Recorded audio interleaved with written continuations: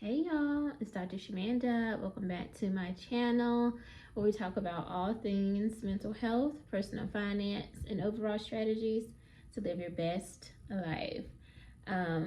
If you're new here, I am a former high school dropout turned doctor PhD and a single mom of two teenagers, 17 and 18. Anyway, y'all, it is Friday. It is a remote day for me as far as work, and yeah, I don't know, y'all. So I'm not even about to go into this. If you saw my budget video yesterday, you know this week has been a week for me mentally. I don't know. I just don't feel. I'm just feeling a shift, and feeling a pivot, and y'all know what that means. If you've been following me for a while, you know what that means. You know what that mean, baby. That's all I'm gonna say. So the reason why I'm sharing that with you in this video is because it's going to determine a lot about 2026 and like the investment goals and amounts and all that stuff, right? So you know, my goal was to max out my 401k, my 457b, and my Roth next year. So I don't know, depending on, you know, some changes that may or may not happen, we're gonna see, you know what I'm saying? So I'm just saying that. But that brings me to this video though. Seriously, I did set a goal, $5,000 in 5 months. So investing $5,000 in 5 months. Now my ultimate goal was to hit $50,000 total invested, and I did that, and I'm so grateful, so blessed. And I was talking to my daughter about this yesterday, about how the goalpost keeps moving for me. And you know, this is for a lot of women who are like overachievers or high achievers, I would say, high performers. There's a little trauma in there, money trauma and stuff, all that, right? Like you're constantly moving the goalposts. Like you might say, oh, I just want to save $25,000, but you know, by the time you hit that goal, you're like, you know what, actually I need 50, actually I need 100. Now obviously, guys, let's be for real, there's never too much money. Like you can never have too much money. I think especially in this economy and everything that's going on in the world, you could probably never invest too much money or never save too much money because you just never know. But at some point, it's like, okay, let's stop and just kind of sit in the goal, like the accomplishment of the initial goal. And for me, I don't think I fully took time to really celebrate the fact that I hit 50,000. Like for real, y'all, like think about it. I don't think I really locked in on the fact that I reached $50,000 invested. And you know, for some people that's not a lot of money, whatever, but for me, I personally don't know nobody who got $50,000. And that's not a good thing because I need more people obviously in my life. But the average person doesn't have that. Let's be for real. Like most people don't even have $1,000 saved, so they definitely don't have $50,000 invested. So I don't think I truly really took a moment, really internalized the fact that I reached that goal. And I think that I immediately went on to focusing on, okay, well, let me hit a stretch goal, 55. You know what I'm saying? Let me try to hit 55,000 by the end of December. And it's like, no, like chill. You know what I'm saying? Like, to what extent though? To what expense? Because it's affecting me mentally. Like I feel like I'm in a space, and I can't really talk about this too much yet, but just I really want to do my own thing. Y'all know how I feel about it. Like I love what I do, but I want to do it on my own terms. And I think that by setting these goals, every time I'm moving the goalposts, I'm constantly pushing that goal back, because it's like, oh well, you got to stay where you are in order to hit those type of goals. Because to do your own thing, you know, you're gonna be in survival mode. Not, well, in some ways, like you're trying to like just maintain. You're not really gonna maybe be able to like focus on like huge savings goals and investment goals. And I just don't want to. I honestly would rather just be like, okay, I'm gonna just set this goal and get there is when I get there, and at least I have my peace of mind. So that's kind of where I'm at, y'all. Like just thinking about that. But anyway, I do want to share these numbers with you. And again, the reason why I'm sharing that piece, the mental, emotional piece to it, is because I'm considering pausing, especially after maybe next month I'll definitely, continue on investing, but I'm considering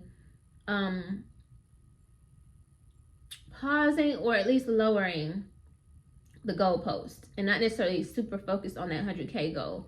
And probably for the same reasons that some people exit the FIRE movement, right? Like, is it really worth all that? I don't know. Yeah, I'm still thinking through this.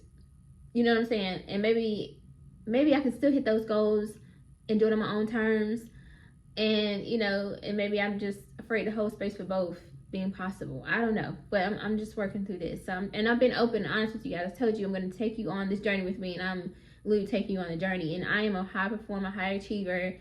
When I set a goal, I'm gonna hit it. And sometimes when I need to take a step back, it's very uncomfortable because it's like, well, you're not accomplishing that goal. But it's like, was that even a realistic goal in the first place, though? Like, you know what I'm saying? Like, I don't know, But anyway, y'all, I hit 50K, and I'm honestly just going to be proud of that. I do think that I'm going to push forward and hit this 5K goal, which brings me to my numbers finally, in this video. So I did put my contribution in for this pay period, so $492.29. And then the company match was $123.07. I think that's another thing. It's like, that's it. Y'all forgive me. I know. But like that's all. Like, that ain't, I could do that, but yeah.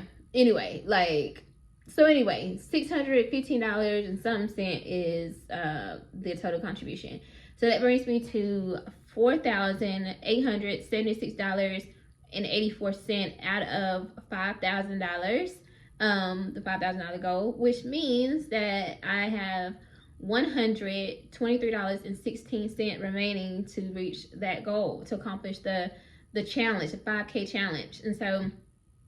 And technically I have 3 paychecks left in this year. So that's why I am struggling with this dilemma. It's like, I mean, to finish out the challenge, I could put $123.07 in my 401k, and then rest of the year, just, put that other money into my savings or something like that. Especially with the market being down. And I know, buy the dip, I get that. So I'm kind of like, do I just continue on the rest of the year and just keep putting in the same amount, get that match, $123 match, and then beginning of the year, I'm shifting, I'm doing something different. I can just tell you that right now. I know something's going to change. It definitely ain't, I'm not worried about maxing out. I'm going to max in my Roth or my IRA, whatever that looks like, but it's going to be different than what I had planned. I'm going to tell you right now. I can tell you that right now. Like, absolutely. But I do want to try to finish out this year strong. So, I don't know. What are y'all thoughts? Like, have you been here before? They talking about a Scorpio new moon or something. I don't know, y'all. Something going on with me. Okay. I am shifting, and I just feel like I really have taken a moment to think about the fact that, like, I've worked really hard. I got my YouTube channel monetized. I have all the credentials. I got my doctorate now. I've started my group practice. I'm getting more and more patients.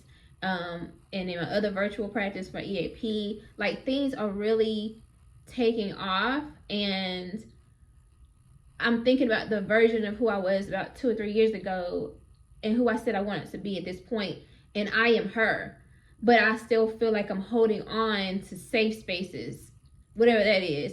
And I'm like, but that's not who you said you wanted to be, and you have everything you need to pivot in the fullest way. And I'm just like, what's holding you back? What do you, and I get the economy is crazy and all that stuff, but like, I have just really, and I just turned 37 a couple weeks ago, so y'all know, right? Like, I just feel the shift, and there's nothing holding me back but me. So, and I can keep investing, you know what I'm saying? I can keep investing, I can keep saving and all that stuff, but I just think it needs to look a little different. What y'all think?